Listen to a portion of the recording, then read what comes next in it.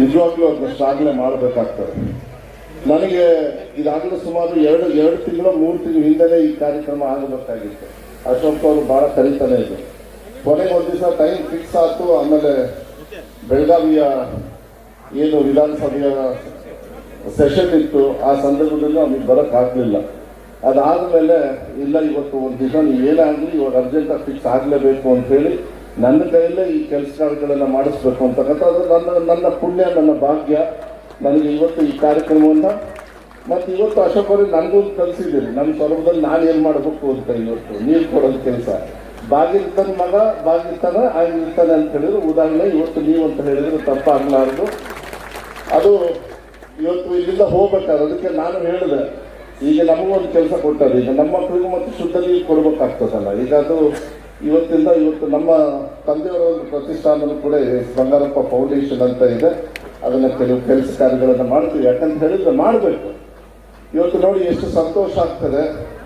ಇವತ್ತೇನಾದರೂ ಅಶೋಕ್ ಅವರು ಇವತ್ತು ವಿಧಾನಸಭೆ ಮೆಟ್ಲು ಏರಿದ್ದಾರೆ ಅಂತ ಹೇಳಿದ್ರೆ ಅವ್ರ ತಂದೆಯವ್ರ ಕಾರಣ, ಅವ್ರ ತಂದೆಯವರ ಹೋರಾಟ ಕಾರಣ, ಅವ್ರ ತಂದೆ ಅಭಿಮಾನಿಗಳಾಗಿರ್ತಕ್ಕಂಥ, ಅವ್ರಿಗೆ ಶಕ್ತಿ ಕೊಟ್ಟಿರ್ತಕ್ಕಂಥ ನಿಮ್ಮೆಲ್ಲರ ಕಾರಣದಿಂದ ಇವತ್ತು ಅಶೋಕ್ ಅವರು ಒಳಗೆ ಹೋಗಿದ್ದಾರೆ ವಿಧಾನಸೌಧದೊಳಗೆ.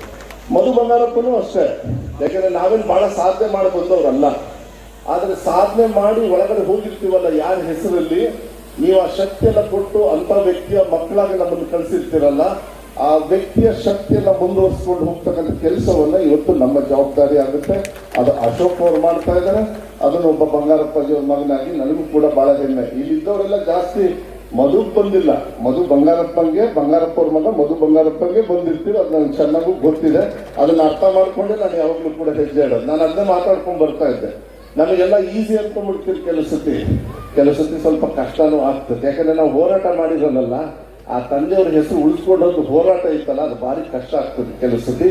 ಅದಕ್ಕೆ ಇವತ್ತು ಅದನ್ನ ಅಶೋಕ್ ಅವರು ಸಾಬೀತುಪಡಿಸಿದ್ದಾರೆ, ಉದಾಹರಣೆ ಆಗಿದ್ದಾರೆ. ನನಗೂ ಕೂಡ ಯಾವ ರೀತಿ ಇರಬೇಕು ಅಂತ ಹೇಳಿ ಒಂದು ಉದಾಹರಣೆಯನ್ನು ಕೊಟ್ಟಿದ್ದಾರೆ ಅಂತ ಹೇಳಿದ್ರೆ ಅಶೋಕ್ ಅವರಿಗೆ ನಾನು ಧನ್ಯವಾದಗಳನ್ನ ಕೃತಜ್ಞತೆಯಿಂದ ನಾನು ಹೇಳಲಿಕ್ಕೆ ಇಷ್ಟಪಡ್ತೀನಿ.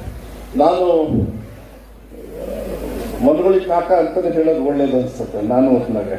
ಯಾಕೆಂದ್ರೆ 11 ವರ್ಷ ನಾನು JDS ಯೂತ್ ಪ್ರೆಸಿಡೆಂಟ್ ಇದ್ದಾಗ ಅವ್ರ ಜೊತೆ ಎಲ್ಲ ಕೆಲಸ ಮಾಡಿರ್ತಕ್ಕಂಥದ್ದು, ಅವರ ಸಹಕಾರವನ್ನ, ಮಾರ್ಗದರ್ಶನ ಅವ್ರು ಕೊಟ್ಟು ತೋರಿಸ್ತಕ್ಕಂಥ ನಮ್ಮ ತಂದೆಯವರಿಗೆ ಅಪಾರವಾಗಿರ್ತಕ್ಕಂಥ ಒಂದು ಅಭಿಮಾನವನ್ನ, ಆ ಪ್ರೀತಿಯನ್ನ ನನ್ನ ಮೇಲೆ ತೋರಿಸ್ತಾ ಇದ್ರು. ಅದನ್ನ ಬಹಳ ವಿಶೇಷವಾಗಿರ್ತಕ್ಕಂಥ ಗೌರವನ್ನ ಅವರು ನಡೆದು ಬಂದಿರ್ತಕ್ಕಂಥ ಹಾದಿ ಇರ್ಬೋದು, ಹೋರಾಟದ ರೀತಿ, ನಿಮಗೆ ಸೇವೆಯನ್ನು ಮಾಡ್ತಕ್ಕಂಥದ್ದು, ನೀವು ಅವರಿಗೆ ಶಾಸಕರಾಗಿ, ಮಂತ್ರಿಯಾಗಿ ಅಧಿಕಾರವನ್ನು ಕೊಟ್ಟಾಗ ಅವರು ನಿಮ್ಮನ್ನು ಸೇವೆ ಮಾಡ್ತಕ್ಕಂಥದ್ದು ಬಹಳ ಯಾವತ್ತೂ ಕೂಡ ಶಾಶ್ವತವಾಗಿ ಅದು ನೆನಪು ಇರ್ತಕ್ಕಂಥ ಒಂದು ಕೆಲಸವನ್ನ ಅವರು ರಾಜ್ಯ ಮಟ್ಟದಲ್ಲೂ ಕೂಡ ಮನಗೊಳಿ ಕಾಕ ಅವರು ಮಾಡಿದ್ದಾರೆ ಅಂತ ಹೇಳಿದ್ರೆ ತಪ್ಪಾಗಲಾರದು.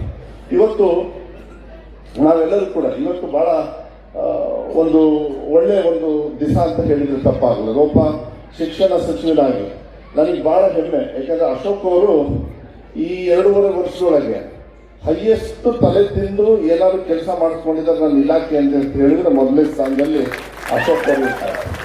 ಯಾಕಂದ್ರೆ ಜಿಲ್ಲೆಗೆ 18-19 ಹೈಸ್ಕೂಲ್ ಕೊಟ್ಟಿದ್ವು. ಹೈಸ್ಕೂಲೇ ಇರಲಿಲ್ಲ. ಹೈಸ್ಕೂಲ್ ಬಹಳ ಕಷ್ಟ ಆಗಿತ್ತು. ಅದರೊಳಗೆ 8 ಜಾಕ್ಪಾಟ್ ಹೊಡೆದಾರ ಅವರು. 8 ಜಾಕ್ಪಾಟ್ ಹೊಡೆದು 8 ತಗೊಂಡಾರೆ.